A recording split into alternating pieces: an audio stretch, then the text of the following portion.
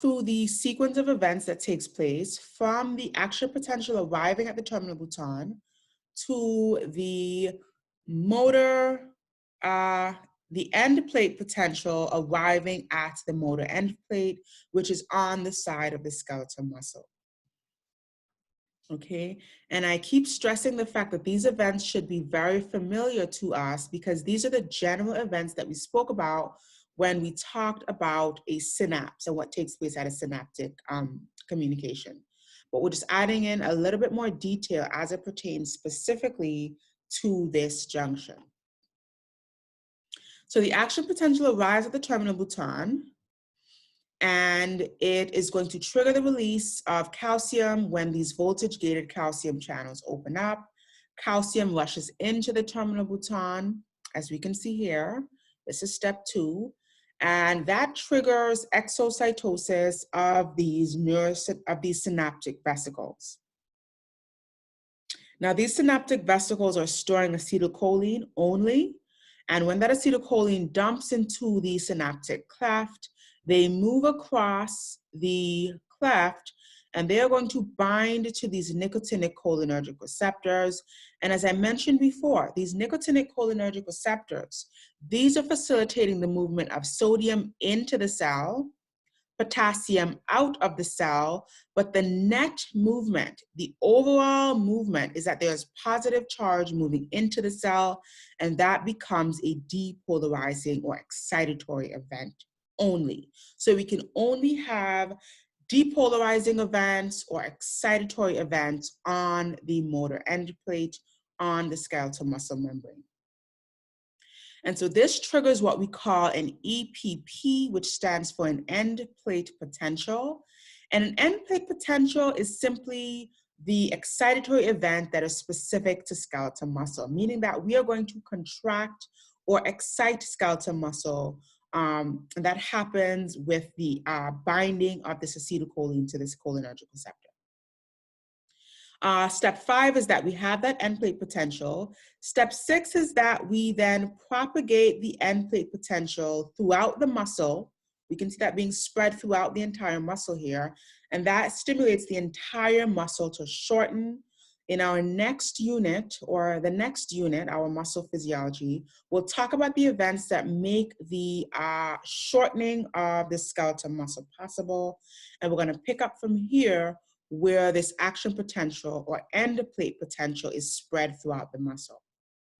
And then step 8, or step 7 rather, is where we have the breakdown of this excess acetylcholine in order to cease this muscle contraction. So to stop this end plate potential from taking place, we've got to break up or clear away the excess acetylcholine here. Otherwise, we will continually stimulate this cholinergic receptor.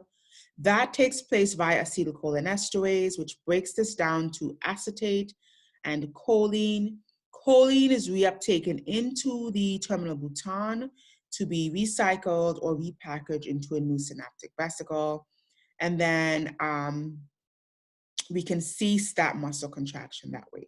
So again, this sequence of events should be very, very familiar at this point. We've talked about this in terms of the synapse. We've talked about this in terms of similar events that take place at the neuroeffector junction. And then now we're looking at what happens with the motor end plate. Okay. All right, now I'm not going to draw this out the way I typically do. I'm going to ask you all to draw this out as a study tool assignment. So I want you to draw out 3 comparative images. You're going to draw out and compare the synapses at the neuromuscular junction. And you're going to draw that side by side to the parasympathetic neuroeffector junction and then the sympathetic neuroeffector junction. And the goal of this exercise is to really compare the synaptic events at these 3 locations. So the 2 events in the autonomic nervous system, and then here in the somatic nervous system, and look at how these 3 junctions differ in terms of the steps that are involved, the channels that are involved, the different events that take place, and then of course the receptors and the enzymes. okay? And that's gonna be a really good way to synthesize all of what we talked about over the course of the last week. Alrighty, and I'll give you a minute to kind of jot this down because I know you don't have this information, or take a picture. And in the meantime, if there are any questions, I'll be looking at the chat to see if anything pops up.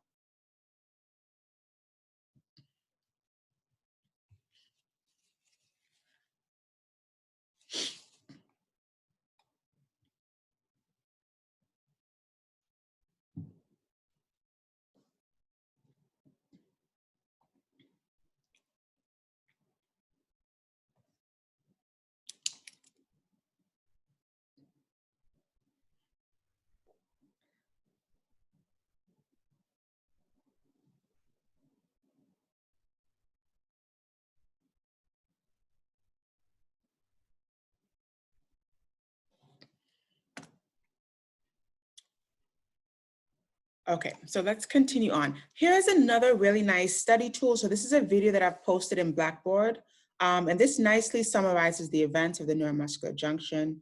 And it's really important for you to be able to elucidate these steps. So be able to list the steps and list exactly what takes place from step 1 to step 8, okay? All right, here's another important table. So this table also summarizes or synthesizes those 3 divisions that we talked about. So these are the 3 junctions: the autonomic parasympathetic junction, the autonomic sympathetic, and then the somatic. And then some important differences that we pointed out with regard to the anatomy here. So for example, the fact that the fibers arise from different areas. In the somatic, it comes from the ventral horn. In the autonomic, it comes from the lateral horn. In the parasympathetic, it comes from the sacral and brainstem. In the sympathetic, it comes from the thoracolumbar. And other important differences, so for example, the neurotransmitters that are involved, the receptors that are involved, another great study tool for you to try to recreate on your own. So try to clear out the contents of the central part of the table and try to fill them in, not from memorizing them, but from really understanding the essential differences between these parts of the nervous system. All right, so let's look at these 2 checkpoint questions. And I'll give you a minute to write down an answer here. So that's really important. Although you aren't discussing these, try to write down the answers and we'll discuss what the answers are to these together. Okay, so I'll give you a minute to kind of focus on that.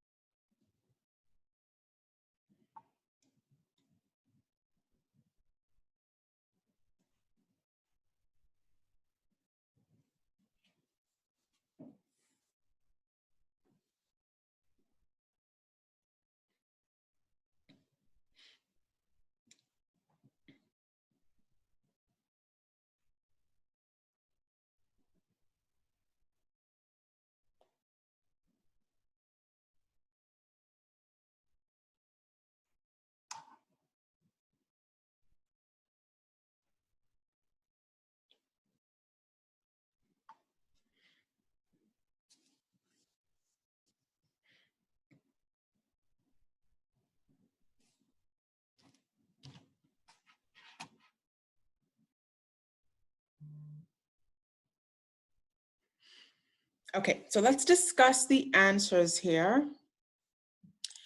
So the first question is, which neurotransmitter is released by motor neurons at the neuromuscular junction, and to which type of receptor does this neurotransmitter bind?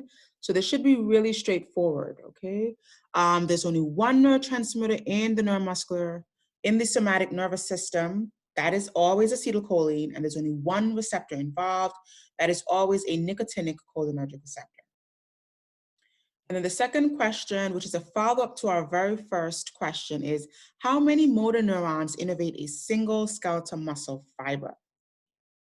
And we should know, if we understand the motor unit, that if we have a single skeletal muscle fiber, it can only be innervated by one motor neuron. But if we're looking at a motor neuron, that can innervate many muscle fibers. Okay, and that's kind of where we started our discussion with that teaser question.